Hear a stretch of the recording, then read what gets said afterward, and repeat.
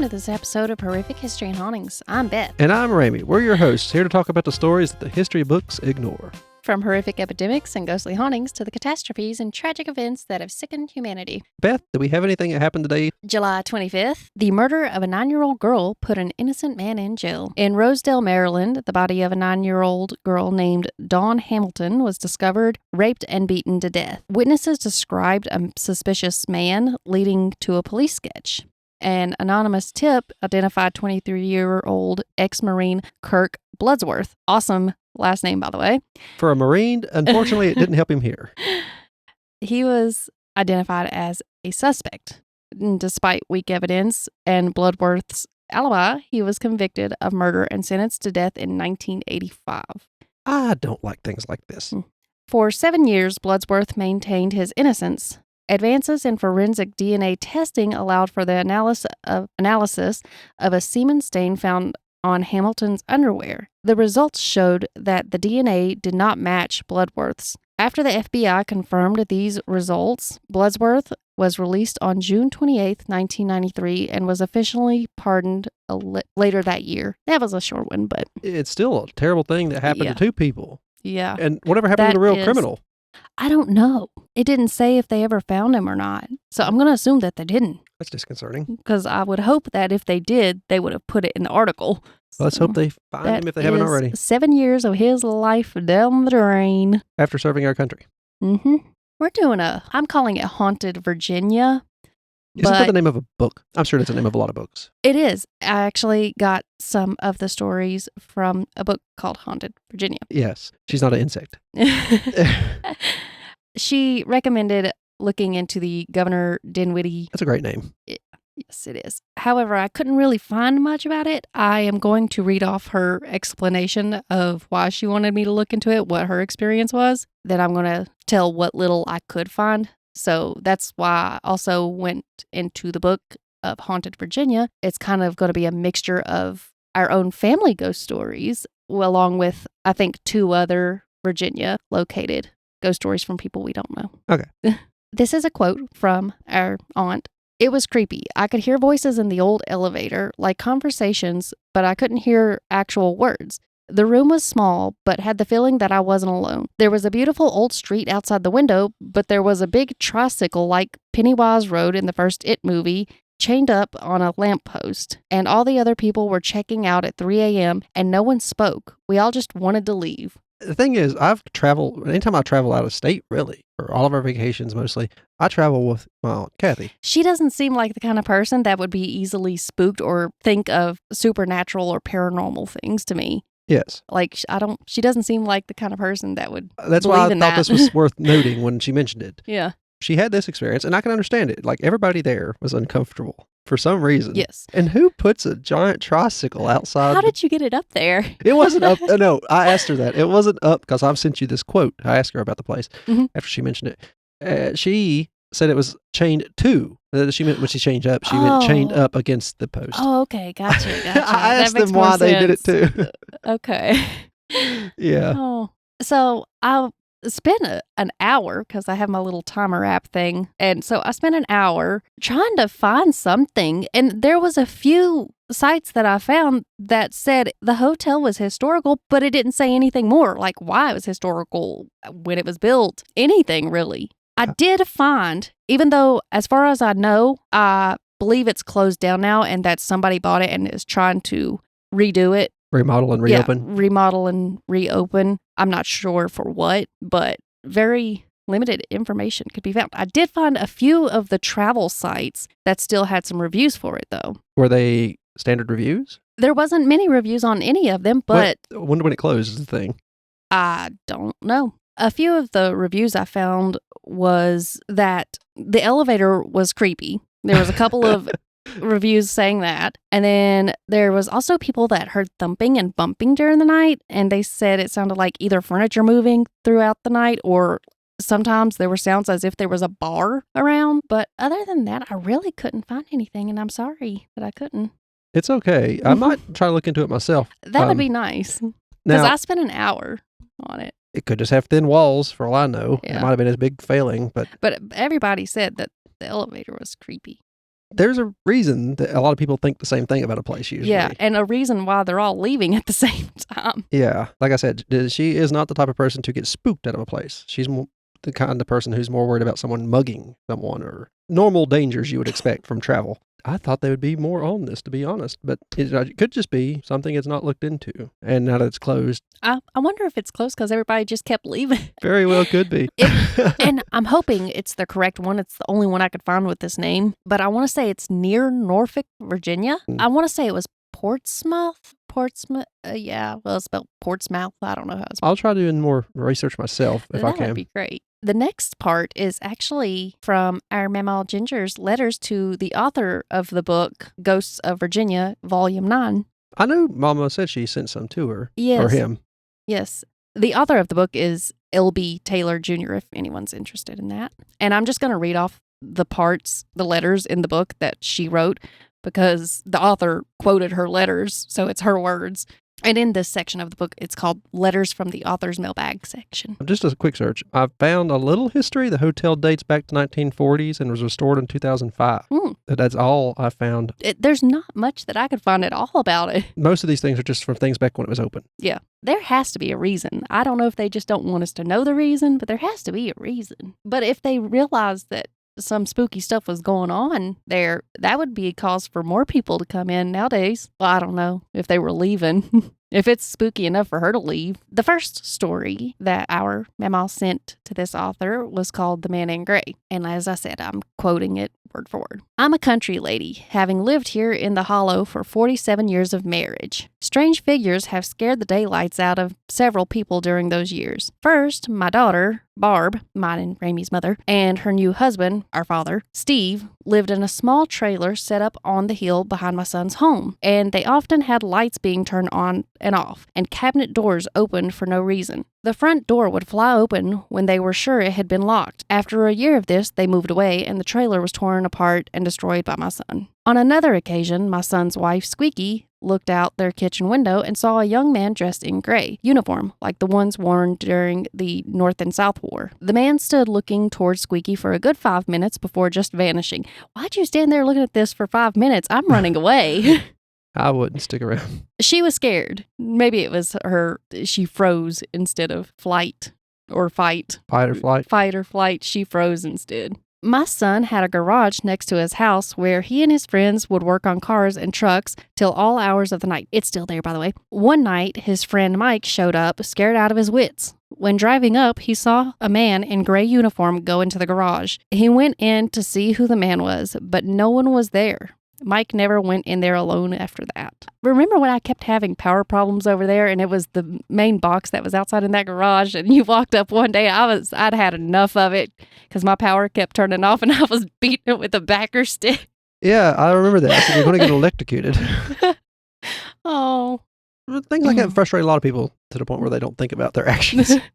The next person to see the man in gray was my son-in-law, which, again, is our father, Steve. He was a hunter and went coon or fox hunting almost every night down our hollow. He'd take his dogs and stay out till the wee hours of morning. Anyway, about 10 p.m. on this one night, myself, Barb, and the kids, which I'm going to assume was us. Yeah, I don't remember this. I must have been a baby.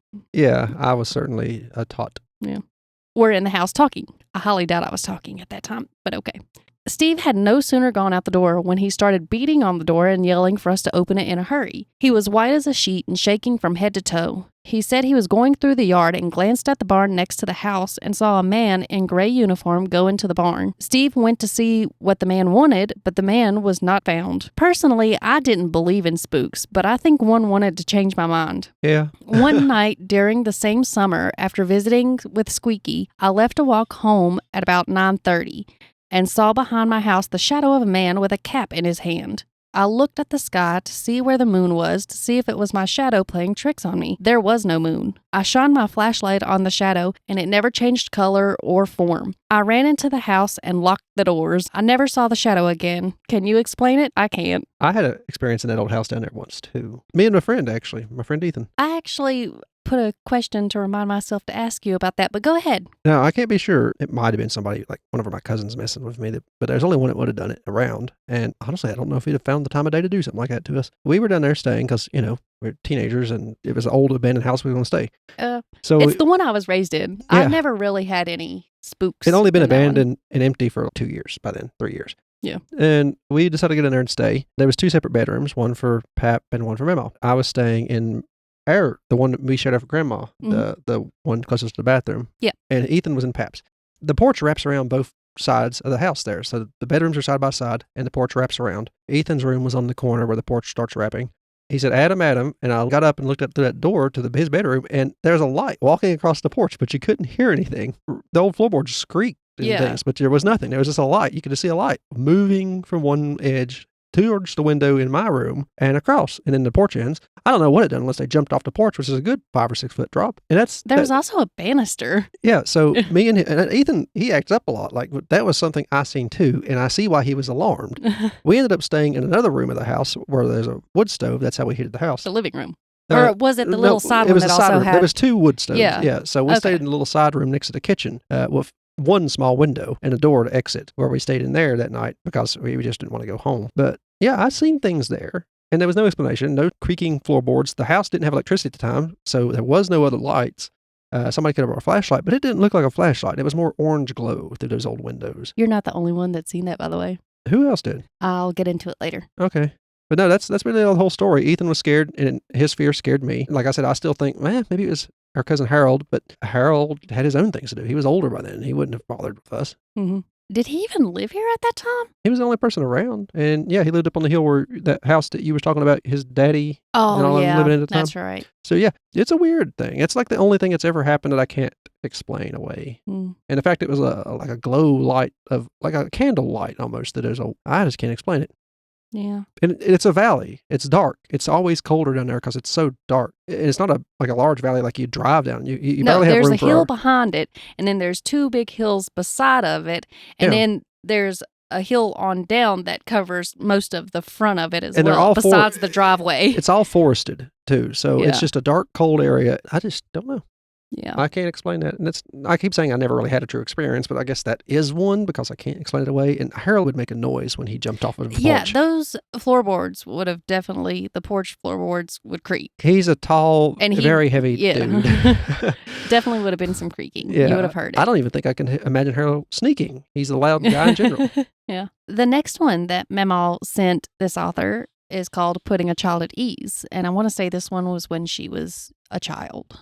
During the 1940s, Mom and Dad moved into a fairly new house with their fast-growing family. Soon after, Mom started hearing the voice of a small child calling out, Mr. Burke, Mr. Burke, which my dad was Emmett Burke. Her dad, not our dad, clearly. This is all quoted. Yes, it's all quoted. Mom remembered a little boy had died in the area years ago and was buried under a large tree.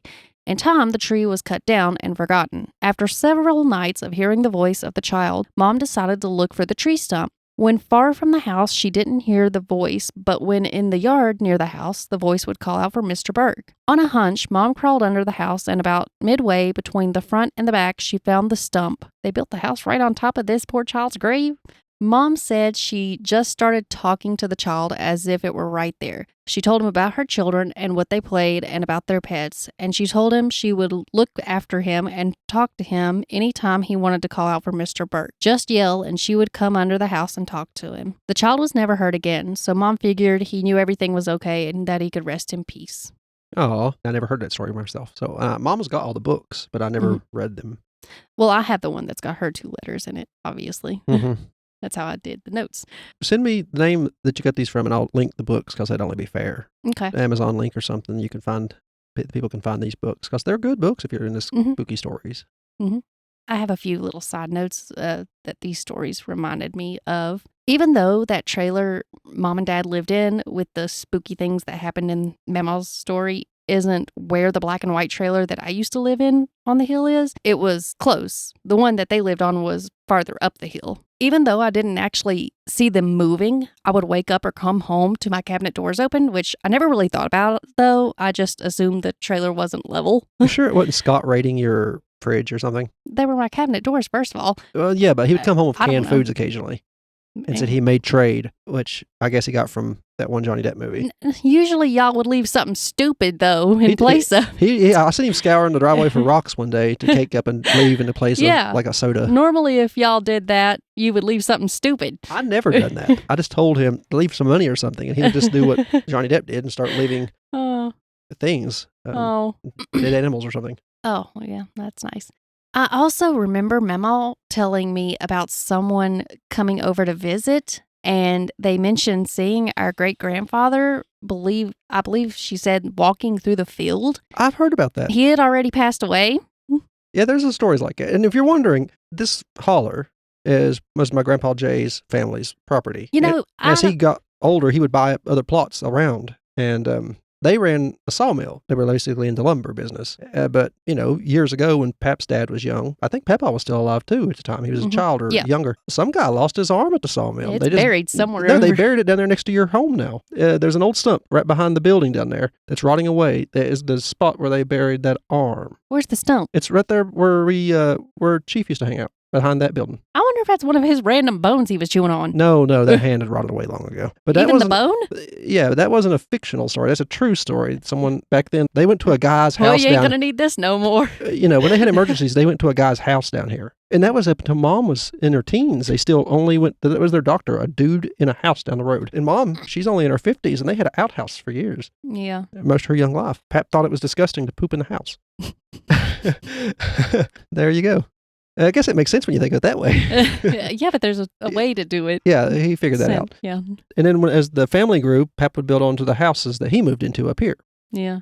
And then when they would move out and get married, he'd tear them right back down so they couldn't come. He would tear down the section of the house they were in to avoid them coming back. And they just build houses somewhere else on the property. That's why there's so many houses that we all in the family just stay in. Yeah, houses, mobile homes, just scattered around. When one You can't get rid of us. When one's no longer necessary, they sell the place or tear it down and sell it for scrap. Yeah. Unfortunately, we have fewer family members than we did, so there's empty ones here and there. Yeah, they died or moved, or some of the older ones moved out. For a while, they lived in one house you were talking about, and then they moved down to the old house that used to be his parents, and then they moved back up here, and then they moved across into a new mobile home they had, and moved up here to another mobile home after their oldest son passed away and took his place. It's just, they've been all over the place. Yeah, I'm in their second to last mobile home. And you're in the newest mobile. Yeah, they owned it way down. There's an even older house place than the ones we talked about farther down that Pap eventually sold. Yeah. But I was trying to see how long it had actually been in our family, but I don't want to pay the $1 to do that because I feel like that should be free public knowledge. Yeah.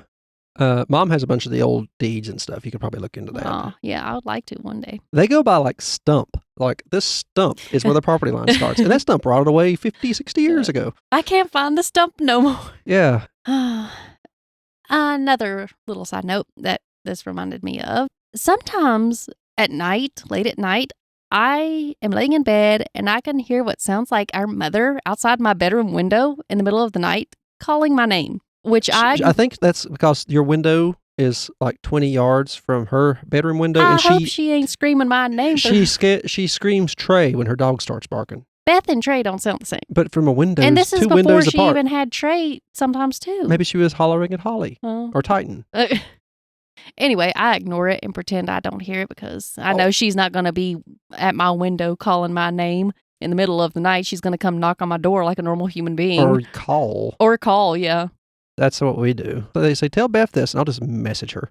I'm not going out of the house. The sun is a deadly laser. Sometimes I also hear strange random noises or can see shadows in the corner of my eyes, but I also choose to ignore those and just continue watching TV or reading my book or whatever I happen to be doing. Your place, they have that old dark paneling up still. Yeah. Like a lot of places when I was younger. I really want to paint it because it is so depressing. I like the dark colors. Now, this is more towards your story that I was mentioning earlier. One of our father's friends, a married couple, went camping in the woods farther down in the Holler. Ah, yes. They moved not too far from that spot down on another road. Yeah. In the middle of the night, they saw a weird light, which they said resembled a lantern or possibly a dim flashlight circling all around their tent. So you're not the only one that saw that weird light. And it also reminded me of unsettling experiences in Virginia. Speaking of which, Why don't you tell the story of our great aunt Pinky in Mendota? She's seen someone at the foot of her bed. Mm-hmm. Yeah. A lady. She yelled at her. Her aunt was a very... aggressive. She was an aggressive woman. She had an attitude to her. Gave me a thick skin. Anyway, she did see a lady at the foot of her bed, and we'll talk about that occasionally when she moved down there. She said, I said, you need to get on out of here. She did. She told her off. But that's about as much as I know about that story. Yeah, but apparently she never saw her again. No, but she did tell the story frequently enough. Yeah. That's another one of those houses with like 3 bedrooms. And you have to walk through beds. some of the bedrooms to get to the other bedrooms. Yeah, that is so inconvenient. That's the way you had to walk through the bathroom to get to one of the bedrooms. Yeah, you did, didn't you? Yeah. I forgot about that. I didn't think about how that house was like that. I thought it was just the one house that Pat built down here that had one bedroom that had to go through to get to another bedroom. But now from what that one too.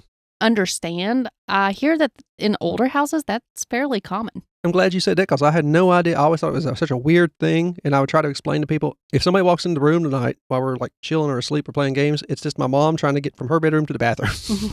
Or me. Yeah. I had to go through mom's and yours. That's the way the houses were built. I thought it was just us. I didn't know idea that. I Isn't forgot it nice to have bedrooms that nobody's just randomly walking through? Yeah. Found it very I nice. enjoy that. The bathroom was in the kitchen, so you had to walk through every room in the house to get to the bathroom. It was literally the last room in the line. Yeah. One hall, or not even a hall. It's just rooms attached to rooms. That's how that house worked. It's shaped like a U. So you started in the bathroom, you walk to the kitchen, the dining room, the living room, my bedroom, mom's bedroom, then your bedroom. Yep. Those are the little family ghost stories. We're moving on to people we don't know. The randos. Yeah, they're still in Virginia, but we don't know them. Okay. This one is called The Man Who Laughed at His Own Hanging. It was in Farmville, which I chose this one. That's called gallows humor. I chose this one because my fiance's father lives in Farmville, so. Ah, I knew I heard that name somewhere. Yeah. One night, the local general store, which also housed the area's post office, was deliberately set on fire and destroyed. It's called arson. Mm-hmm. Investigators discovered the body of 65-year-old John Grubb, who owned the store, among the charred remains. His body was soaked in kerosene, so it was clear this was not an accident. Authorities swiftly ruled it as a homicide. Law enforcement brought in a bloodhound from Suffolk, which initially tracked a scent for 4 miles toward the western edge of Farmville. However, their hopes of a quick resolution faded when the dog reached a railroad bridge and lost the trail. 2 weeks later, police received a breakthrough when a man named Macy Hill, who was jailed in Emporia, began talking in his sleep about a fire and murder. His cellmate overheard and questioned him when he woke up. This led Hill to recount the story of John Grubb's killing. The news spread within the jail and eventually it reached the guards. Looks like someone want to try to use that as leverage to get out. Yeah. Or some perk, privilege or something. Yeah. A murder in exchange for like a robbery charge. That sounds like a good deal to some people. Yeah. I would have considered it a good deal if I was a DA. Just don't rob nobody. Yeah, please don't do it again. Your time served, and thanks for helping. Hill was promptly returned to Farmville for questioning. He admitted he was present during the crime with a man named Jesse Ruffin, but he insisted they only robbed the store and did not kill the owner. He said a man named George Brown, also known as Railroad Bill, was the murderer. Did go to the railroad. Mm-hmm. How did they know him? There was 3 men there? I'll get to it. Okay. It's on down the line. Acting on this information, law enforcement apprehended Ruffin in North Carolina and Brown in West Virginia. When Ruffin was questioned, or Ruffin, I'm not sure, his account aligned with Hill's, leading authorities to transfer him to Lynchburg. I'm glad you said that right. There's a Lich colony out there. Yeah. For safety and separation from his accomplice. Investigators then interviewed Brown, described by one official as crap-shooting, chain gang-looking racial slur that I'm not going to say. Oh my goodness, they are racist. Oh, by the way, wow. The book does have the racial slur. They placed him in a lineup of 10 men, and Macy Hill, without hesitation, pointed him out as Grubb's murderer. Despite this, Commonwealth attorneys harbored doubts. They were skeptical of both Hill and Ruffin. A reporter from the Farmville Herald described Hill as having a violent character, boasting that killing was insignificant to him. Ruffin was also viewed critically, described as black and with cold, restless eyes. This is a charge because of color, I believe. Did he actually do it? Do we have proof of that? Well, if you'll continue to listen, Okay. You got to get through a lot. By the way, there's not much paranormal in this one, but I wanted areas that I knew some about. So that's why I picked this one. There's one at the very end. There's like one sentence of what's paranormal about this. Okay. Yeah. Just before the court session in September, Rufin escaped from Lynchburg jail cells, but was quickly recaptured in North Carolina. Both Rufin and Hill were charged for the crime by the grand jury. In November, George Brown was also charged, but this was later overturned when it was discovered he was serving time on a chain gang in West Virginia during the time of the murder and fire. Aha, you can't get me on that. Yep. Hill had lied, and when confronted, he laughed and confessed his only connection with Railroad Bill was in a game of gambling. So that's how we knew him. He lost something to him and decided to get him hanged. Probably. Hill and Rufin pled guilty to murder and received death sentences by hanging. When was this again? Well, they were still hanging people. I'm not really sure when. That's what I was wondering. Obviously, the time of the railroad. Yeah. As they awaited execution, the two men acted completely different. Rufin remained silent, while Hill was social and engaged with anybody nearby. He even took pleasure in recounting the crime, describing how he and Rufin arrived at Tuggle in the afternoon after hopping off a passing freight train. They waited outside the store until Grubb turned out the lights and knelt by his bed to pray. Knelt? Yeah. It was then that they shot him and looted the store and then set it ablaze. Hill repeatedly requested to speak with another African-American prisoner, and when pressed about why, he eventually revealed his desire to bite the man's ear off. He had plans. Yeah, goals. Hill then asked to meet with J.L. Hart, the publisher of the Farmville newspaper. He claimed to have buried a bag of money under a church in Emporia before being jailed. He even drew a map to show its location. So Hart and another man traveled to Emporia that night, and with the help of the church's pastor, they spent the entire night digging and found nothing. Of course. Upon their return, Hill laughed loudly and said, "I wanted a good laugh before I died." At least he's making the most of it. The hangings were scheduled early on the morning of February 15th, 1907. So in the 1900s, early 1900s, to answer your question. Rufin's execution went smoothly. However, when they placed the noose around Hill's neck, he chuckled as he stood on the trap door. As it was released, Hill fell to the ground. The rope had snapped under his weight of over 200 pounds. He laughed again before being hoisted back onto the platform. To the shock of onlookers, the rope broke a second time. Finally, on the third attempt, with a grin on his face, Hill was finally hanged until death. Some witnesses claimed they could still hear his eerie laughter echoing near the gallows after his death. In a strange twist, it was the last hanging in Prince Edward County. Okay. I wouldn't consider that very strange. It took them 3 tries. Maybe they thought it wasn't for them. Yeah. Virginia newspapers criticized the repeated execution as inhumane, prompting state lawmakers to ban hanging in favor of electrocution. Which is much more humane, they say. Well, not much for like executions in general. He would have been an unpleasant person to meet. Yeah. Like I said, that one, I tried to find one that was at least a place I had been or knew about. A lot of them only had just a little bit of the supernatural thing. However, the next one had a few different things and has more spookiness and supernatural to it. Mm-hmm. It's haunts at Emory and Henry College. Okay. So not far. I've delivered there. Yeah, I have to. I actually don't mind delivering there. I really like it. And people are friendly. Mm-hmm. There's a spooky tale from an anonymous woman who stayed in the Wally Jackson women's dormitory. That's a great name. Yes. She said that it was known as one of the most haunted spots on the campus. The building, among other college buildings, was used as a Civil War hospital, and legend has it that the 4th floor, which has a lot of spooky activity going on, was used to house the crazy people. Is that their words or yours? That was their words. Okay. After some digging, the co-ed discovered several suicides in the school's history. I think that's a thing for colleges in general. Yeah, it definitely is extremely stressful. Yeah. She described encountering various ghosts. A woman in high heels could be heard but not seen on the 3rd floor. A neat freak rearranging things when women in the dorm didn't put things back where they belonged. I wouldn't mind having that one. Okay. Cleaning my house. A spirit banging on the walls at night. There was even glimpses of a lady in white. Shocker. Another one. The more disturbing one was the peeping Tom. Yeah, that's a little bit less exciting. Yes, believed to be a long-dead janitor known for peeking into the women's showers. The co-ed herself said she felt the eerie sensation of being watched while showering.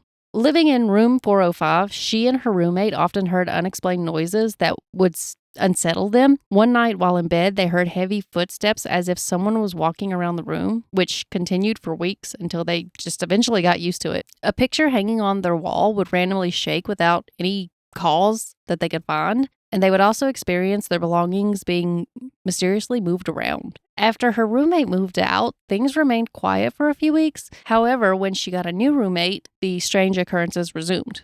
The picture started shaking again, and to her surprise, the new roommate was already aware, even though she hadn't told her about it. While the co-ed was away, the ghost began playing tricks on her new roommate. They both had loft beds, and the ghost seemed to occupy the co-ed's bed while the roommate slept. She, as they began calling the ghost, would bang against the roommate's headboard. You sure they weren't being naughty and just not getting caught? It's the ghost. It is a Christian, I believe, I'm pretty sure it is a Christian-based college, I think is how you would say that. So I'm pretty sure they would definitely frown upon activities like that. The headboard banging thing is the only thing that makes it sound that way. Yeah, I went on a tour, I believe it was in middle school of Emory, and I want to say they said it was a Christian thing. They gave you a choice of you could either do community service for so many hours or you could attend church every Sunday to go there. That was a requirement. And I'm like, if I'm paying you thousands of dollars, you are not going to force me to do community service or go to church. It's their way of checking to see if you have morals. You don't need to do either of those to have morals, but okay. But it is a very beautiful place, and I'm sure for religious people that it's a great place. And also, they're very nice in that area anyway. I don't know if they're... On another occasion, they smelled a sweet perfume that became so overpowering it made them feel sick. The mischievous spirit also rearranged their belongings, once placing a missing shoe on top of a dresser, despite neither of them placing it there. One day, the co-ed and her roommate attended a room draw to learn their next year's room assignment. Returning to their room, they were startled to see 2 glowing names on the closet walls. They later realized the names were of their next year's roommates. The radiation girls. The names eventually stopped glowing after a few days, but they never went away. One day, the roommate's sister, who claimed to be psychic, visited after hearing a voice on the phone mentioning the name Katie, which was believed to be the spirit's name. According to the supposed psychic sister, Katie communicated that she had once lived in room 405 and hinted that she had been unhappy in life and had died in the room's closet. During the visit, the sister had sudden visions of a young girl hanging in the closet.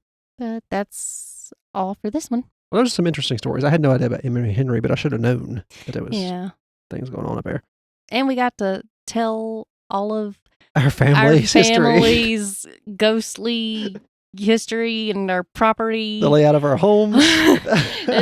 You all get personal information in this particular episode. Yeah, I like things like this. That's pretty cool. Yeah. I hope you all like it. I completely forgot to mention this one. My gum moved. I mentioned that last episode. Levitated. Yes, she always talks about her gum moving beside her bed. I say it was just a very active sleep paralysis demon. It may have been it may have just been my very first sleep paralysis and I didn't realize, but how was I able to get up and run away if that's the case? Afterwards. You could have been laying there for a few moments before you got up and ran, not knowing. I was not. I saw it levitating and I ran to my mother's room. Literally the one room around. The next only door in her room that could have led anywhere. I ran right past you into my mummy. Gum is not supposed to float. I don't know what the gum was doing. Thanks for doing all the work. If you all want to listen to more of our stuff or any of the other podcasts we're part of the Gruesome Gaming Group podcast network. We have 2 other podcasts, which is Brother Knows Quest. It's a podcast where I talk about tabletop role-playing games and tell Beth about them or different modules for them or just whatever caught my interest. Leveling Duo, it's a podcast where me and my friend Dakota or me and Beth or all 3 of us talk about our favorite video games. or something related to video games. Those don't come out as often because we don't play new video games every week. We did them for every week until we realized we couldn't keep up with that. But we still come out with one occasionally. If you want to find any of those, there'll be a Linktree link in the description. The first link in that Linktree will take you to our website. It will have the Gruesome Gaming Group name, and it will show you all of our podcasts, all the newer episodes, the older episodes. You can subscribe to whatever you want to through there, or use the RSS feed on each episode to take you to the whole podcast list on whatever app you use, or just Google them or search them in your app. Also in the link tree will be a lot of social links, 2 TikTok accounts, one for Horrific History and Hauntings, one for Gruesome Gaming Group in general, where I post videos relating to all the podcasts, and Beth here will have the Horrific History and Hauntings, where she'll take care of comment or leave something on one of those videos. We'll see that. We'll reach out. And there'll be other social links like Threads or YouTube if you want to watch or listen on YouTube. There's 2 emails in the description. Both of them will reach out to us. Gruesome Gaming will go to me, and Horrific History and Hauntings will go to Beth, but you can message either one and we can forward the emails to whoever you want to talk to. Let us know what you think. Let us know if you have something you'd like us to cover. Please keep leaving reviews. Once we get enough, we'll do a whole episode about it once we get enough to cover all that. We're checking a lot of apps, but we can't see every single app. So if you leave a review on some app we don't know about, apologies. There's also a link if you want to leave a tip or a donation to us. We'd appreciate it. It helps keeps the podcast hosted. It costs a fee to do that. Unless you want to hear ads in them, and we don't want to do that, so we pay to host. And I guess that's it. Thank you for listening. I've been Ramey. And I'm Beth. This has been HH&H. Bye-bye.